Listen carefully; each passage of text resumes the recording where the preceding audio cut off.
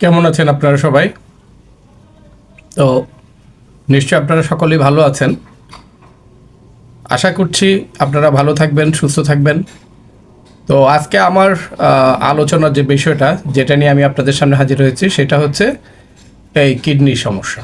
মানে আপনারা কি দেখলে বুঝবেন যে কিডনির প্রাথমিক লক্ষণগুলো দেখলে বুঝবেন যে আপনার কিডনিতে প্রবলেম হয়েছে। আমাদের শরীরে কিডনি হচ্ছে এমন একটি অঙ্গ যে কিডনির কোনো সমস্যা যখন সৃষ্টি হয় তখন কিন্তু প্রাথমিকভাবে কোনো লক্ষণই দেখা যায় না। যতক্ষণ পর্যন্ত না আপনার কিডনির 70 থেকে 75 ভাগ হচ্ছে আপনার ড্যামেজ হয়ে যাচ্ছে, ততক্ষণ পর্যন্ত আপনার শরীরে কোনো ধরনের কোনো লক্ষণই কিন্তু প্রকট হয় না। তো আপনার শরীর যখন কিডনির সমস্যা প্রকট হয় তখন আপনি এবং আপনার চিকিৎসক উভয়ের জন্যই হচ্ছে যে একটা বিব্রতকর পরিস্থিতি তৈরি হয়।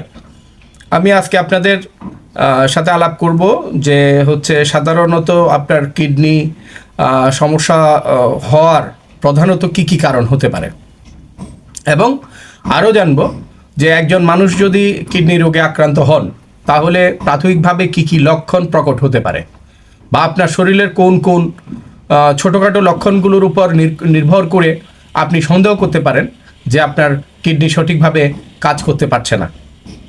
আশা করি মনোযোগ সহকারে দেখবেন এবং হচ্ছে যে কিডনির খুঁটিনাটি ব্যাপার সম্বন্ধে আপনারা জেনে নেবেন। তো যে সমস্ত মানুষের মধ্যে কিডনি সমস্যা সবথেকে বেশি দেখা যায় তার সর্বোচ্চ পর্যায়ে রয়েছে ডায়াবেটিক রোগীরা।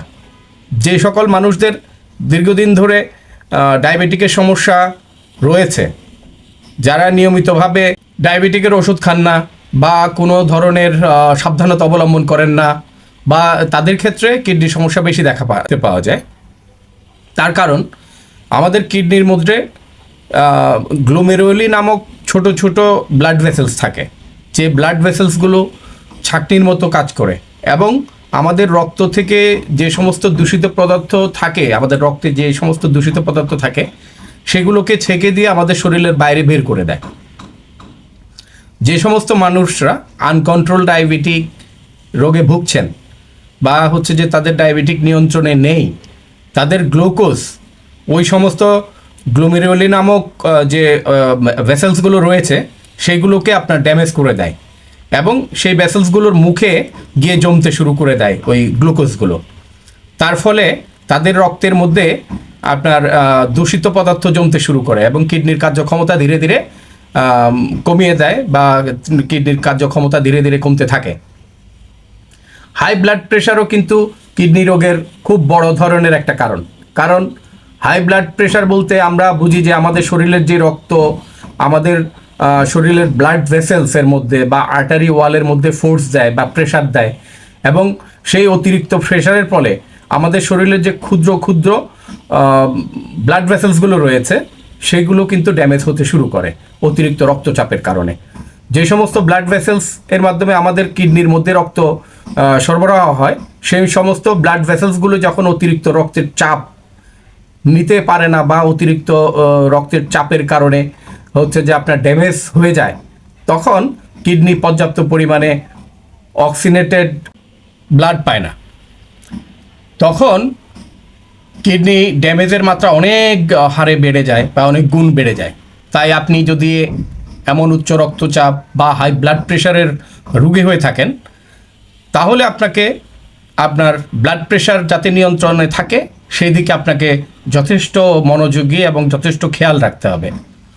আবার যে সমস্ত রোগীরা দীর্ঘদিন ধরে হার্টের সমস্যায় ভুগছেন, যাদের হার্টবিট বা হার্ট ঠিকভাবে কাজ করছে না বা ফাংশনিং করতে পারছে না, তাদের ক্ষেত্রেও কিন্তু কিডনির সমস্যা খুবই কমন। আপনার হার্ট যখন ঠিকভাবে কাজ করবে না বা ঠিকঠাকভাবে যখন কাজ করতে পারে না, আপনার হার্ট তো যখন সঠিক পরিমাণে বা সঠিক মাত্রায় ব্লাডকে পাম্প করতে পারে না, তখন সঠিক মাত্রাতে রক্ত আমাদের হচ্ছে শরীরের অন্যান্য অঙ্গের মতো কিডনিতেও পৌঁছাতে পারে না। যখন পর্যাপ্ত পরিমাণে অক্সিজেনেটেড ব্লাড আমাদের কিডনিতে পৌঁছাবে না বা না পৌঁছায়, তখন কিডনি তার সঠিক যে কাজ সে কাজ কিন্তু চালিয়ে যেতে পারে না। তো তখন ধীরে ধীরে কিডনির বিভিন্ন প্রকারের সমস্যা তৈরি হতে পারে। আবার বেশ কিছু ক্ষেত্রে লক্ষ্য করা গেছে বা বেশ কিছু ক্ষেত্রে আমরা দেখি যে বার্ধক্যের সাথে সাথে কিডনির সমস্যা কিন্তু দেখা দিতে পারে। আপনার বয়স 60 বা তার ঊর্ধ্ব হয়েছে বা তার ঊর্ধ্ব হওয়ার সাথে সাথে যদি আপনার ডায়াবেটিক, হাই ব্লাড প্রেশার অথবা যদি দেখেন যে আপনার অটো ইমিউনি কোনো ডিজিজ আপনার রয়েছে, সেই ক্ষেত্রেও কিন্তু কিডনির সমস্যার সম্ভাবনা রয়েছে। এছাড়া বিভিন্ন ধরনের কিডনি ইনফেকশনের জন্য কিন্তু কিডনি সমস্যা দেখতে পাওয়া যায়। কিডনির ইনফেকশন বলতে একুয়েট পাইলোনেফ্রাইটিস বা ক্রনিক পাইলোনেফ্রাইটিস অথবা বিভিন্ন ধরনের কমপ্লিকেটেড কিডনি ডিজিজ বা কিডনি ইনফেকশন কিন্তু কিডনি সমস্যার অন্যতম কারণ হতে পারে। এছাড়াও আপনার হচ্ছে lithium non steroidal anti inflammatory drug বলি আমরা। তো এই সমস্ত ধরনের যে সকল মেডিসিন রয়েছে বা যে সমস্ত ওষুধ রয়েছে, সেই ওষুধগুলো দীর্ঘদিন খাওয়ার ফলে কিন্তু আপনার কিডনির সমস্যা হতে পারে। আপনার যদি দীর্ঘদিন ধরে কিডনি স্টোন থাকে, এই কিডনি স্টোন আপনার শরীরের ইউরিনের ফ্লোকে হচ্ছে যে ব্লক করে দেয়, তার ফলে কিডনি সমস্যা সৃষ্টি হতে পারে। প্রোস্টেট আপনার এনলার্জের জন্য কিন্তু পুরুষদের কিডনির মধ্যে সমস্যা দেখা দিতে পারে।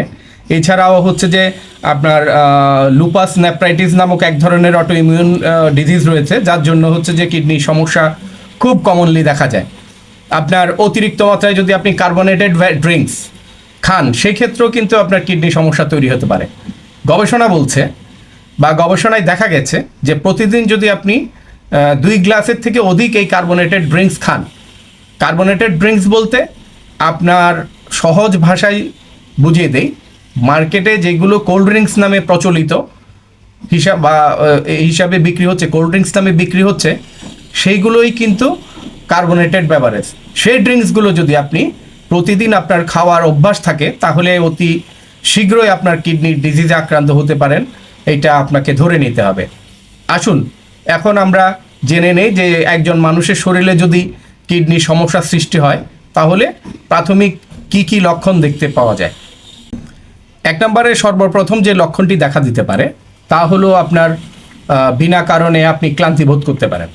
আপনি যখন দেখেন দীর্ঘদিন ধরে কোনো কারণ ছাড়াই আপনার ক্লান্তিবোধ লাগছে বা কোনো কাজে আপনি মনোনিবেশ করতে পারছেন না, আপনার অল্পতেই হচ্ছে যে আপনি শুয়ে বসে থাকার ইচ্ছা করছে, সেই ক্ষেত্রে কিন্তু আপনাকে অবশ্যই একবার সন্দেহ করতে হবে যে আপনার কিডনিতে সমস্যা থাকলেও থাকতে পারে বা আপনার কিডনিতে সমস্যা নেই। তো আমাদের কিডনি ইপিও নামে এক ধরনের হরমোন নিঃসরণ করে। এই ইপিও হরমোন আমাদের শরীরের আরবিসি বা রেড ব্লাড সেল অথবা লোহিত রক্তকণিকায় হচ্ছে তৈরিতে সহায়তা করে। আপনার যখন কিডনি আপনার সঠিকভাবে কাজ করবে না বা আপনার কিডনি যখন সঠিকভাবে কাজ করতে পারবে না, তখন সঠিক মাত্রায় ইপিও নামক হরমোন আমাদের কিডনি তৈরি করতে পারবে না বা ওই কিডনি নিঃসরণ হবে না, ওই হরমোন নিঃসরণ হবে না। তখন আপনার আমাদের শরীরে লোহিত রক্তকণিকা মাত্রা ধীরে ধীরে কমতে শুরু করবে।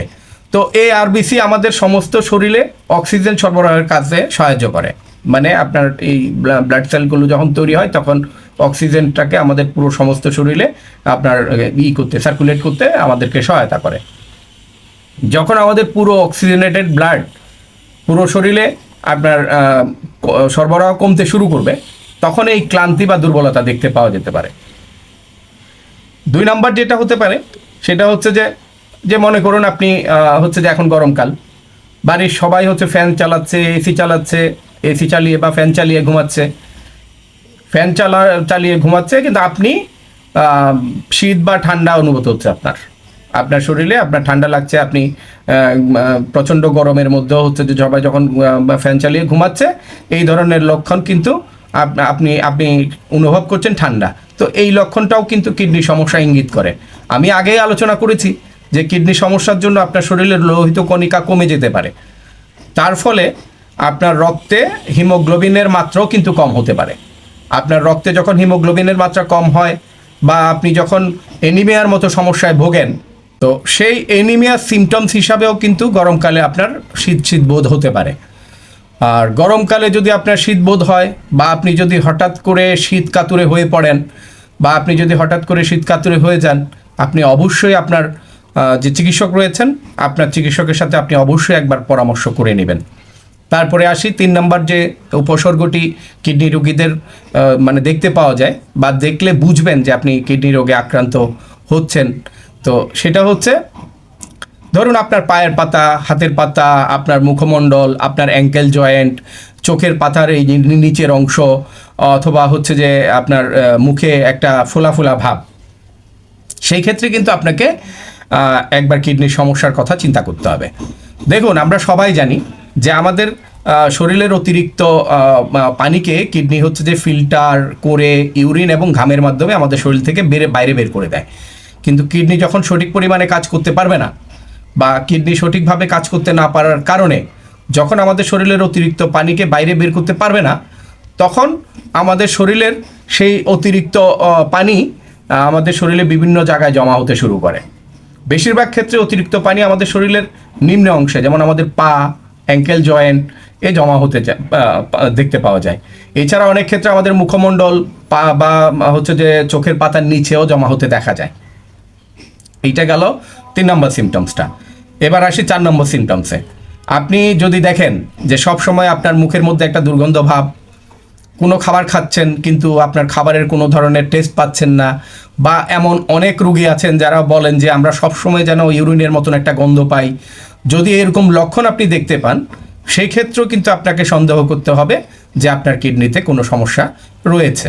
তো এবার আসি যে আপনি কেন হচ্ছে যে ওই সবসময় আপনার শরীরে একটা মানে মূত্রর মতো গন্ধ বা আপনার আশেপাশে একটা মূত্রের মতো গন্ধ অনুভব করেন।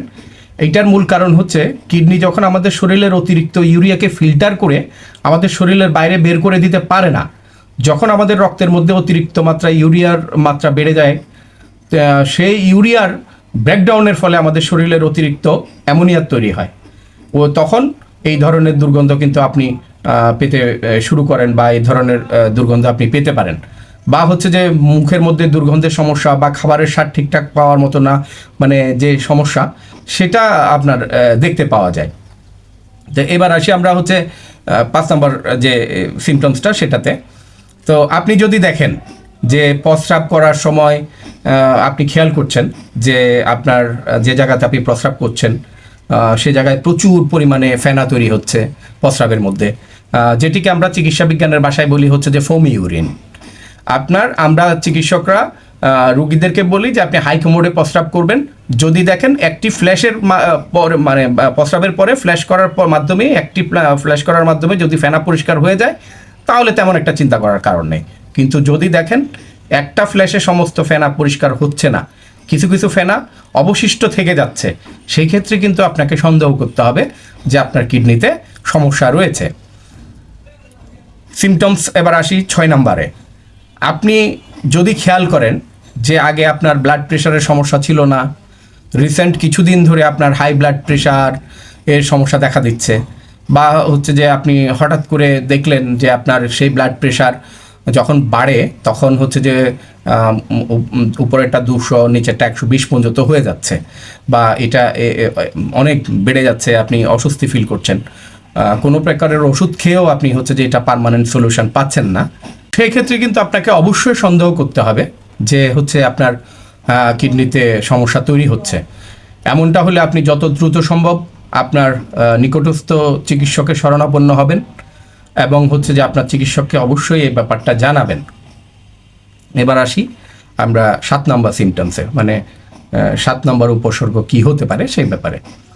আপনি যদি দেখেন যে বেশ কিছুদিন ধরে আপনি খেয়াল করছেন যে আপনার ইউরিন ঘোলাটে হচ্ছে, ইউরিনের কালার লাল বা পার্পেল বা বেগুনি কালারের হচ্ছে, সেক্ষেত্রেও কিন্তু আপনাকে সন্দেহ করতে হবে যে আপনার কিডনিতে সমস্যা তৈরি হচ্ছে বা আপনার কিডনি সমস্যার জন্য এরকম হচ্ছে। যারা নিয়মিত বিটরুট খান বা যারা নিয়মিত কোনো না কোনো ওষুধ খান, সেক্ষেত্রে প্রস্রাব লাল হতে পারে, কিন্তু যদি এসব কারণ ছাড়াই আপনার ইউরিন লাল হয় বা ঘোলাটে হয় বা পার্পেল বা বেগুনি কালার হচ্ছে, সেই ক্ষেত্রে কিন্তু আপনাকে কিডনি সমস্যা বলে সন্দেহ করতে হবে। এবার আসি উপসর্গ নাম্বার 8। আমরা সবাই জানি কিডনির কাজ কি।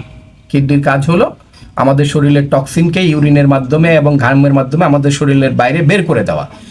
কিন্তু কিডনি যখন তার সঠিক কাজটা করতে পারে না বা কিডনি যখন সঠিকভাবে কাজ করে না, তখন আমাদের শরীরের অতিরিক্ত টক্সিন আমাদের জমা হতে থাকে আমাদের শরীরে। তো এবং দীর্ঘদিন ধরে এই টক্সিন জমা হওয়ার ফলে আমাদের শরীরে চুলকানি বা বিভিন্ন ধরনের র্যাশেস, বিভিন্ন ধরনের ঘা, ঘন ঘন বিষ পোড়া হওয়া, এই ধরনের সমস্যা কিন্তু দেখা যেতে পারে। তো বন্ধুরা, আমি এতক্ষণ ধরে যে সমস্যাগুলোর কথা আলাপ আলোচনা করলাম বা এই সমস্যার যে ধরনের সিমটমসগুলোর কথা আপনাদেরকে বললাম, সেগুলো হলেই যে আপনার হচ্ছে যে কিডনিতে সমস্যা রয়েছে এমনটা ভেবে নেওয়ার কিছু নেই। কিন্তু এই সমস্ত সিমটমসগুলোর মধ্যে একটি বা দুইটি সিমটমস যদি আপনার শরীরের মধ্যে প্রকট হয়, তাহলে অতি সত্বর আপনার চিকিৎসকের শরণাপন্ন হবেন, চিকিৎসকের পরামর্শ নেবেন। চিকিৎসকের দেওয়া কিডনির রুটিন কিছু পরীক্ষা করতে হয়, সেটা করে নির্ধারণ করে নেবেন যে হচ্ছে যে আপনার কিডনিতে কোনো ধরনের সমস্যা আছে কি না। আর কিডনিতে সমস্যা হলেই আপনি হচ্ছে যে অতি দ্রুত এই কিডনির চিকিৎসা নেওয়ার ব্যবস্থা করবেন। কারণ আমাদের শরীরে কিডনি অত্যন্ত প্রয়োজনীয় একটি অঙ্গ, যেটি বিকল হলে আমাদের হচ্ছে যে এর পাশাপাশি আমাদের আরও অনেকগুলো অঙ্গ ধীরে ধীরে হচ্ছে যে ফেল হতে থাকে, যেটাকে আমরা মাল্টি অর্গান ফেলিউর বলি। তো আপনারা সবাই ভালো থাকবেন, সুস্থ থাকবেন। আমি যে সিমটমসগুলোর কথা বলেছি সেগুলো মাথায় রেখে যদি সেরকম একটা, দুটা বা তিনটা সমস্যা যদি আপনার হয়, তাহলে অতি সত্বর আপনি হচ্ছে যে আপনার নিকটস্থ আপনার যে চিকিৎসক তার পরামর্শ নেবেন। আপনারা ভালো থাকুন, সুস্থ থাকুন, সাবধানে থাকুন। ধন্যবাদ আপনাদের সবাইকে। আসসালামু আলাইকুম।